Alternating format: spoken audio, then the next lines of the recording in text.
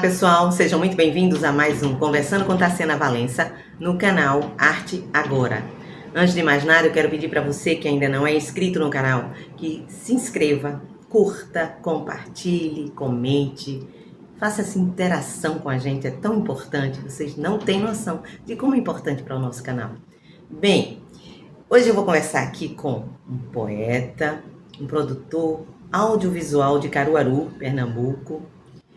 Ele é músico também e é conhecido pela sua poesia marginal. Eu vou chamar aqui Urbano Rafael. Urbano Rafael, saiba desde já que eu tenho uma admiração muito especial pelos poetas marginais e por isso eu fui atrás de você quando eu vi uma poesia muito bonita no Facebook. Aí eu vou trazer o Urbano aqui no programa. Então a minha primeira pergunta para você, Urbano, quais foram os poetas marginais que te inspiraram? Os poetas que me inspiraram foram o Miró da Muribeca, de primeira. Eu vi um vídeo dele na TV Pernambuco e achei sensacional a forma como ele recitava. E depois eu comecei a ver um pouco do poeta França também. Esses poetas me inspiraram no processo performático da coisa, né? Da forma que eu recito, né? Como diria o próprio Miró da Muribeca, as artes cênicas, né? Já que eu nunca fiz teatro, nunca me formei em teatro, mas pega um pouco de inspiração desses poetas recifenses e olindenses, o Miró do Recife e o poeta França de Olinda. E aí eu fui trabalhando nesse processo de performance. Mas anteriormente eu me inspirei muito no Paulo Leminski, muito na Carolina Maria de Jesus, que não é poeta, mas que tinha um processo de escrita que trazia essa coisa fora do eixo ali, ou algo bem diferente do que eu via antes, né, nas outras literaturas. E aí quando eu comecei a entrar no processo do slam de poesia, eu passei a me inspirar em outros poetas do meio. Primeiros daqui, de Pernambuco, como Belpuan, que venceu o Slam BR nacional, foi para Paris e tudo. E depois eu tive contato com a poesia de Patrícia Naia, não só a poesia, mas o movimento das Minas PE, né, que também faz parte desse movimento marginal, da poesia marginal pernambucana. Depois veio outros, Adelso Chaves de São Paulo, Karina Rocha de São Paulo também, Jéssica Preta daqui de Pernambuco, enfim, inúmeros poetas que me inspiraram nesse processo, né? Faço parte desse movimento. E teve os poetas daqui também que eu tive a honra de conhecer e ser amigo deles, que é o Valmir Jordão, o Malungo, né? E a Cecília Villanova, que é caruaruense, mas mora lá, que ela vendia folhetos de poesia. E tinha o ex-companheiro dela, o Fred Caminha também, que conheci depois de uma entrevista pela TV universitária, que vi um vídeo de um documentário dele, e aí fui atrás também, Érico Suluna e tantos outros poetas daqui da região. Eu gosto muito de um processo da poesia pernambucana lá na capital, me inspirei e tive a honra, no meio do meu trabalho artístico, conhecer pessoalmente o trabalho dessas pessoas e conhecer as pessoas em si. Bem, pelo jeito você teve vários poetas, né? Várias fontes de inspiração. Isso é muito bom, né? Isso é muito bom ter uma admiração assim diversificada, né? Vai maturando também o teu jeito de fazer e de dizer, né? É muito importante isso. Agora eu quero saber, dentre os projetos que você já fez, qual que você considera mais ousado? O que você já fez ou o que você pretende fazer no futuro? Bem, de todos os projetos que eu já fiz, eu elenco 2 que foram os mais ousados e tiveram resultados positivos. O primeiro foi o Slam de Poesia, a Batalha de Poesia. Em 2017 fui convidado pelo poeta Luísio, que tinha acabado de conhecer, no sarau que eu tinha montado, né, um sarau lá na estação chamado Primeiro Toca Raul. E ele me convidou para o slam de poesia, que eu não sabia o que era. E fui lá, dizendo o texto, recitar meus textos, que tinha decorado e alguns eu lia. E cheguei lá e me encantei com a dinâmica do evento, com a coisa toda. O Aloysio tinha pego lá de São Paulo e trouxe essa modalidade para cá. E aí eu venci, né, porque é uma competição, eu venci em primeiro lugar. E vinha de Santa Cruz para cá, para Caruaru, pensando em fazer, imaginando fazer essa modalidade aqui. E eu achei que era mais ousado, porque até então eu mesmo estava aprendendo sobre aquilo e como é que eu iria repassar de imediato. Só que a coisa fluiu, foi bem difícil de início, foi muito ousado porque ninguém sabia o que era. As pessoas até olhavam assim e diziam, poxa, competição de poetas, tipo, dando nota à rima, e poetas viajando para outros estados, outras cidades, em prol de sua poesia sendo avaliada pela performance, pelo texto, pela desenvoltura. Foi um negócio muito ousado, e mais ousado ainda porque, de primeira, os únicos poetas, só tinha poeta homem que se chegava e recitava.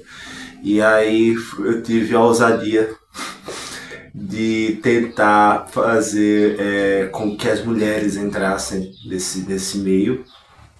Foi quando eu pedi ajuda a uma pessoa que estava em um relacionamento, que é a Maria Quilô.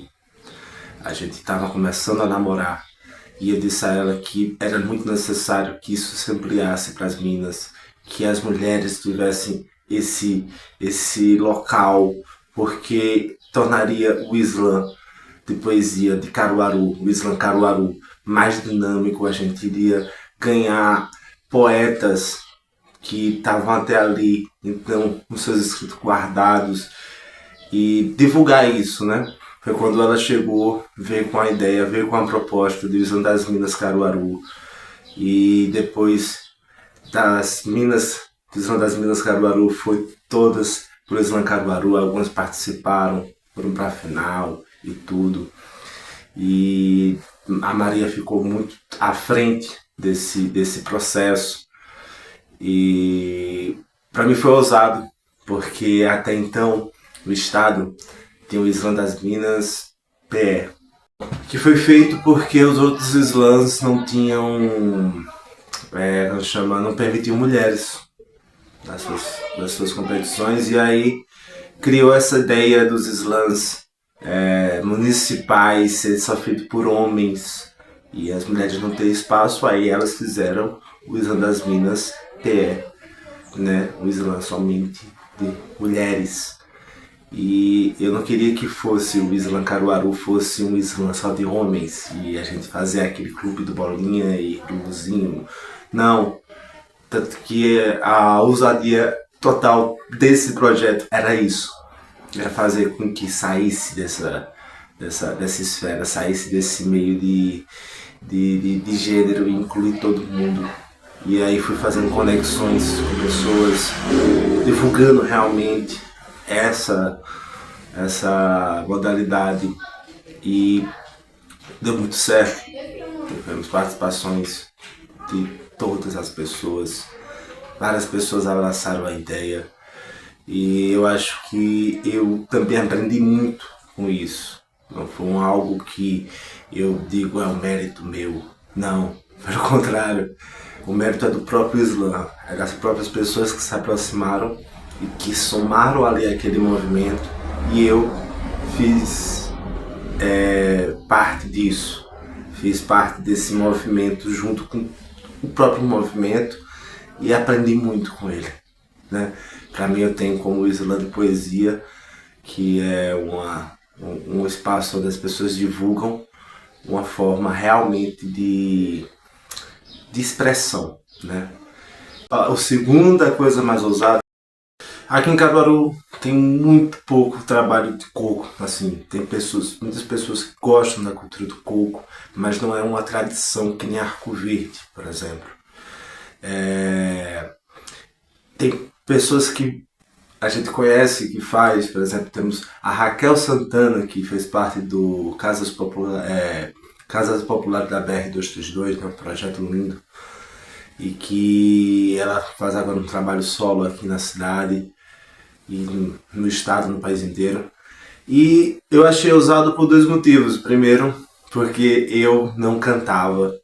E se eu pretendia cantar, o que eu pretendia cantar tinha muito mais a ver com punk rock, hardcore, rock and roll, uma coisa mais. E aí eu fui me vendo na cultura popular através dessa aproximação que tinha ao fazer trabalho a fazer arte de rua. Eu toco pife no sinal, toco pandeiro na feira. E fiz parte de outros projetos também, como o do Massa Bruta, que era um projeto cultural e tudo. O coletivo Vai no Teu Tempo foi onde eu tive um grande aprendizado, vamos dizer assim, nesse meio musical e poético. E aí o mais ousado foi fazer o projeto Rafael os Quatro Elementos, que era de primeira uma ideia poética musical, depois pela necessidade da cidade ter um movimento de coco, foi virando uma trupe de coco, Rafael os Quatro Elementos. O desafio foi ousado porque eu faço as composições, eu canto, coisa que para mim foi muito ousado, muito desafiador. Eu toco pife, recito texto e articulo as apresentações. A gente deu uma parada, mas está para retomar com outra modalidade, com outro nome. Eu botei o nome Rafael, não foi um alter ego, foi uma homenagem à minha mãe e também para que usassem o meu portfólio para se inserir em alguns editais, principalmente do São João daqui. Foi uma ousadia gigantesca também, porque a primeira formação do Rafael os Quatro Elementos era formada somente por pessoas negras. E isso foi muito impactante para a cidade, né? Porque quando a gente se apresentou, muitas pessoas notaram nitidamente que o contraste que existia do nosso grupo com outros grupos, onde haviam brancos e negros e outras etnias. Não foi proposital, mas acabou sendo uma coisa ousada e de resistência, vamos por assim dizer. E para o futuro eu tenho também algo muito ousado para ser feito. Eu sempre gosto muito dos desafios, gosto muito de inovar e ultimamente eu tenho pensado muito em realizar um sarau performático, um sarau musical e um sarau único, e homenagear os 10 anos. No ano de 2026 eu faço 10 anos de arte, 10 anos trabalhando com arte. Fiz 9 anos agora em setembro de 2026, setembro de 2026 também faço 10 anos, que foi a primeira apresentação que eu fiz aqui no bairro onde eu moro, na Rendeiras, em um espaço que me deram. E meu planejamento é fazer meu primeiro sarau único, porque sempre fazia sarau, eu sempre fiz sarau junto de apresentação poética, sempre junto com outras pessoas, dando espaço a outras pessoas, dizendo 2 ou 3 textos meus. Mas a ideia agora é fazer um sarau, uma apresentação de 40 minutos, onde eu vou trabalhar com todas as artes que eu fiz. Vai ser uma coisa muito pessoal, muito intimista e seguindo um roteiro próprio. É teoricamente um monólogo, só que um monólogo poético, musical e teatral também, por que não dizer performático. E audiovisual, enfim, a ideia é muito ousada, é uma coisa que vai me desafiar. Eu adoro desafio. Para mim, eu acho que os desafios é o que move o mundo, é o que move as ideias. E aí eu gosto muito dessa tá usando sempre, não para dizer que sou o ousado, mas porque isso dá uma certa incentivo a continuar, né? Eu sempre gosto de desafiar e levar meu limite num processo artístico, me entregar e me imergir na arte em si, porque isso é que me faz ainda respirar. Rafael, eu estou impressionada com a quantidade de ousadias. Primeiro, eu também não sabia até um dia desses o que era slam de poesia. Eu achei uma ideia muito incrível, muito legal. Eu não sei se eu participaria, né? Porque você tem que ser muito habilidoso, muito ágil com as palavras, eu não sei. E o seu projeto foi maravilhoso e você ganhou, né? Primeiro lugar, a primeira vez que você participou, isso foi muito bacana. E essa ideia de chamar tua namorada aí, ela para incluir as mulheres, porque eu imagino que os homens vão, né, se chegam logo e querem aquele negócio de participar, até mesmo quando é para competir, né, deve ser mais instigante para o homem, mas ter incluído as mulheres nesse projeto aí foi muito bacana, né? E elas agora estão no mesmo, acredito que as mulheres quando entram também, viu? Entram no pique e não ficam por baixo de jeito nenhum. Muito legal esse projeto, o projeto do coco, né, que você falou. O bom é que você tem muitas habilidades, né, muitas habilidades que você junta e que acaba fazendo um espetáculo muito interessante. Eu queria até dizer que se tivesse alguma coisa aqui no Recife, você avisasse, né, pra gente ir prestigiar, assistir, conhecer esse seu trabalho. E também fiquei muito encantada, né, com o Projeto Futuro. Afinal, 10 anos, não só de poesia, né, de arte, como você diz, vai ser um sarau muito bacana, esse sarau de 10 anos que você não devia deixar de jeito nenhum. Eu dou a maior força aqui para que você faça.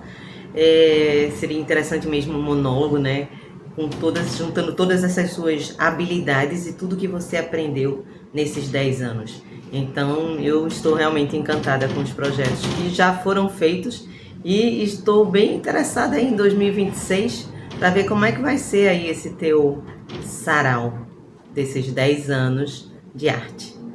Agora eu queria falar contigo, seria a minha última pergunta, eu já sei um bocado de coisa agora sobre você. Sobre os livros, você tem 6 livros, né, já inscritos, editados, e eu queria saber quais são seus projetos também, quanto ao livro, como são os seus livros, né, que você falasse um pouquinho, enfim, dos seus livros. Bem, eu tenho 6 livros lançados. Comecei a lançar desde os 23 anos de idade, em 2018. O meu primeiro livro foi o Conforma-te, Você Não Querá Se Conformar, pela Corda Editora. Meu segundo livro foi Para Não Dizer Que Fala dos Espinhos, em 2020, também pela Corda Editora.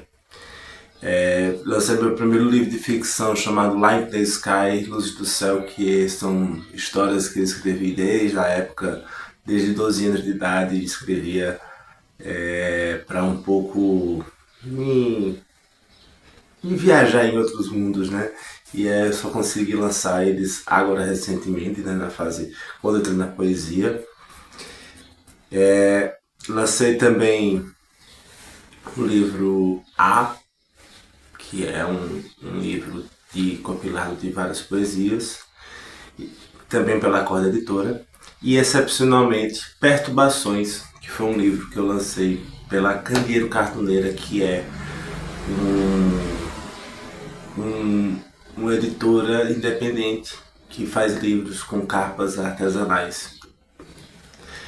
E mais recente, meu mais recente livro é esse aqui, inclusive estou com ele aqui, acho que é o que eu tenho aqui em casa, que é o Teia, que também é de ficção. A história de Sabrina, adolescente do bairro da Rendeiras, no bairro onde eu moro, em Caruaru, que depois de uma noite no cemitério com os amigos, tem sua vida mudada ao ponto de se tornar a maior serial killer da região. Tal. Tem um pouco de alienígena, um pouco de assassinato, um pouco de investigação, um pouco de tudo. Questões sociais também, de tudo. E esses livros, das Corda Editoras, eu ainda tenho acesso a eles, encomendo, entrego para todo o Brasil, com frete grátis, né? Os valores são bem acessíveis, eu busco sempre fazer com valores acessíveis para se difundir mais o texto, mais a poesia.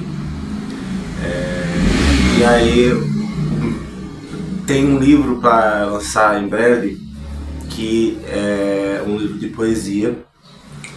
Penso em fazer esse livro de poesia de uma forma diferente, me desafiando a uma área que geralmente eu tenho pouco, ou apenas um texto, até agora, que é no livro A, que é um texto erótico. E penso em fazer um livro erótico, buscando essa temática da poesia erótica, meio que desafiando um pouco, porque geralmente as temáticas que faço são mais questões sociais, amor, filosofia, né? Sentimentos humanos, essas coisas todas, revolta social. E agora eu quero falar sobre algo que pra mim é muito massa, assim, muito íntimo, e tirar dessa coisa íntima, e que eu não tenho muitos tabus, não busco muitos tabus. Eu queria mostrar exatamente esse lado não tabu, esse lado sexual, mas de uma forma poética, de uma forma lírica, de uma forma sem ser uma coisa esdrúxula e pornográfica, mas sim algo poético e lírico.